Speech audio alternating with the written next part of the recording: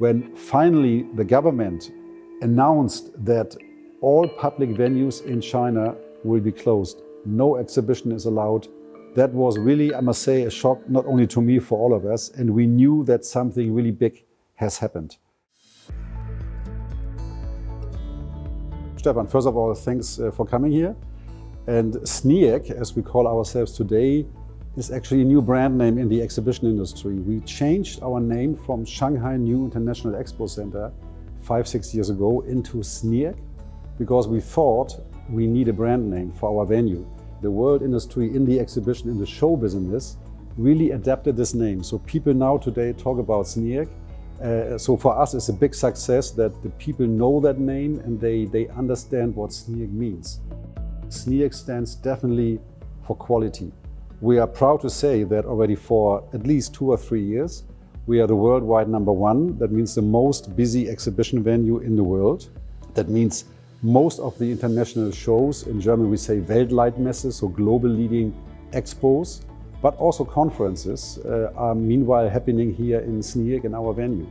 We are a joint venture. We are 50-50 Chinese-German joint venture, set up in 2001. That time even the German Chancellor, Mr. Schröder, came here for the groundbreaking ceremony, which was that time the exhibition industry 2001, a relatively small industry. So the decision to make an investment for the German side in China in an exhibition venue was quite bold. And I know that it was not an easy decision, especially in Germany. Our joint venture partners, Deutsche Messe, Messe Düsseldorf and Munich, they are state-owned. So if you invest money in a foreign country, especially in China, 20 years ago was not an easy decision.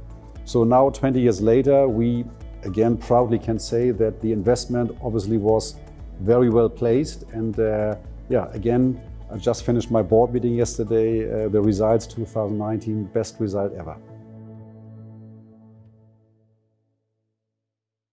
Well, I joined here 2014 as a CEO of SNIEC. And as I said, we are a joint venture. But if you look at the number of employees, we have total like maybe 1,200 employees. I am the only non-Chinese. So the 50-50 is, if you want, a little bit unequally spread. But as a CEO, as a GM, of course, in my role, it's my job to lead the company. Also, and especially the last 5 years, with an increasing competition, with a change in the global economy, with the recent occurred virus, we need more strategy, we need better strategy. And that's definitely more and more in the last 1 or 2 years, my role as a CEO. My role also is very highly depending on good relation with the government. And of course, my role as a CEO of SNIEC is to maintain these relations, to build them, and especially in the exhibition industry, maybe that's also interesting for you to understand. 10 years ago, I would say, exhibition industry was not really top or on top of the agenda of the government in understanding the impact. We all know, I think 2013, the government, Xi Jinping, launched this One Belt, One Road policy, strategy, whatever we call it. And this One Belt, One Roads idea is certainly to revive the old Silk Street. So that means East and West trading opportunities, trading ways should be revived, should be animated again. And for this trade, you need platforms to do it. And one platform is definitely exhibition. And I realized that in many discussions with government, after that One Belt, One Road was really implemented, and people, not only in China, also around the world, understood the idea behind it. Here in China, I realized that also the government plays now more importance to our industry, to the exhibition industry.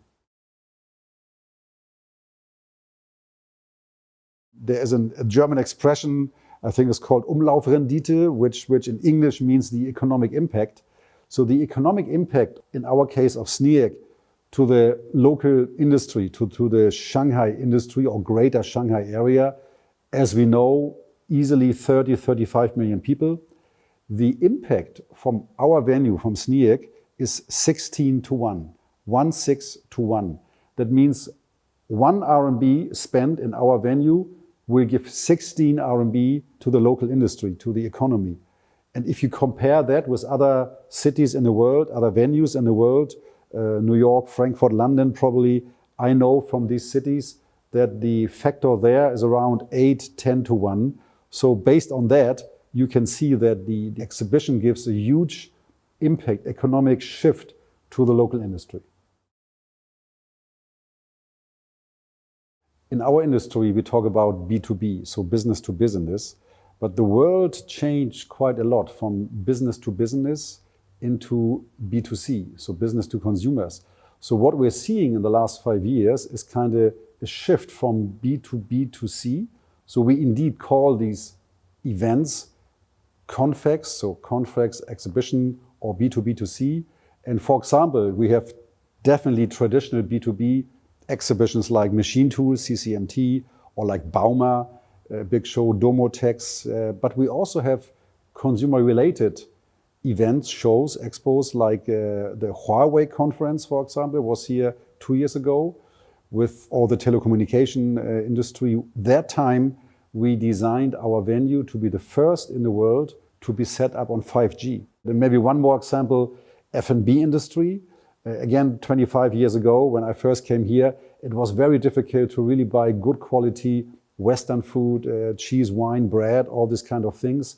Now with Teil, one of our largest F&B alimentaire, so food industry, B2B expo, which covers the whole venue of 300,000 square meters, on and on. We have 130 shows every year, which most of them are the global leading exhibitions or Weltleitmessen in mostly all kind of industries.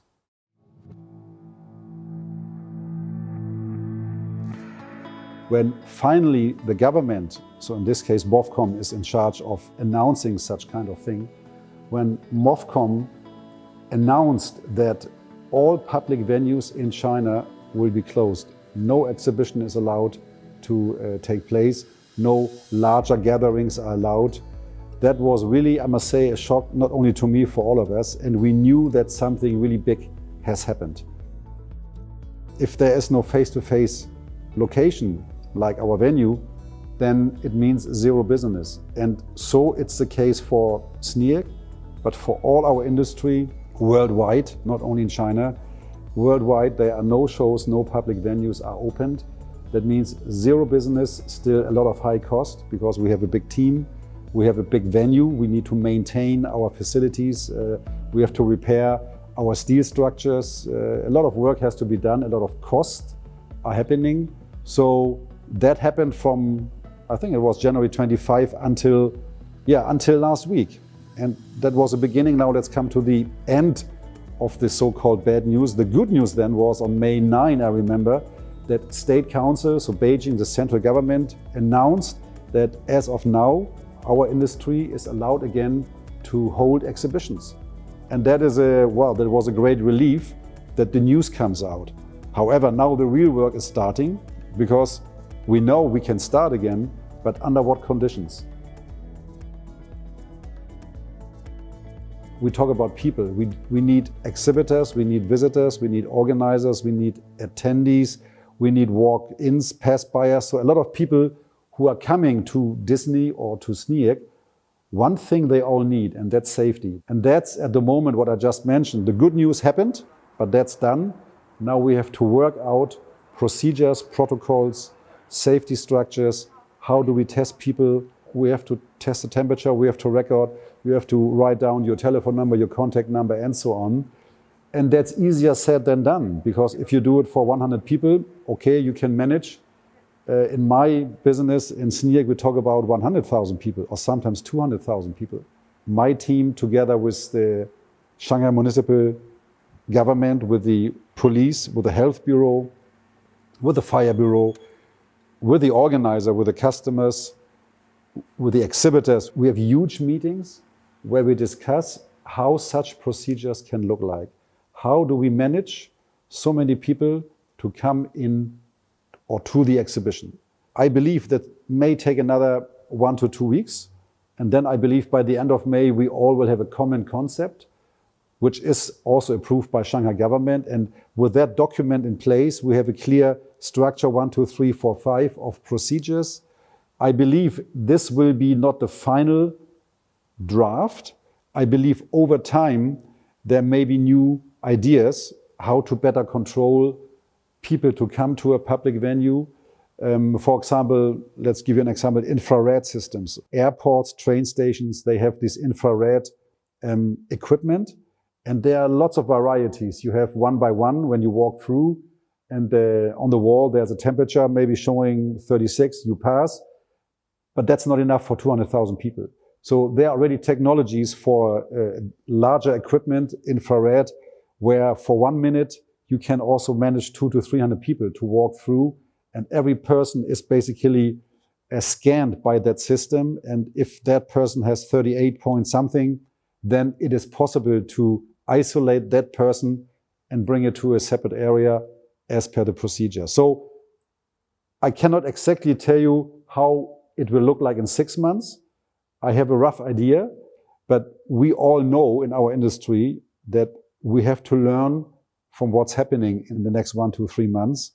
And then one big advantage of SNIEC, and also I must say for myself in China for 30 years, and I was here when SARS already happened here in 2002, flexibility. You have to be always very flexible in adapting to the new situation.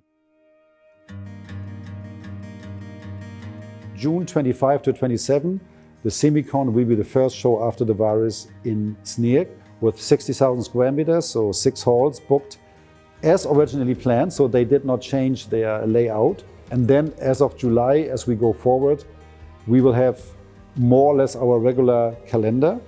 And I'm even foreseeing that even the October holidays, which the Gold Week, which is usually more or less empty in SNIEC or in the whole exhibition in China, I predict that October we will have a full venue.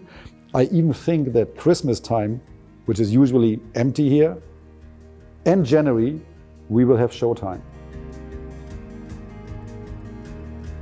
I would say even before the virus, already we had that trend or that efforts from certain show organizers to do something on e-commerce, online or virtual shows.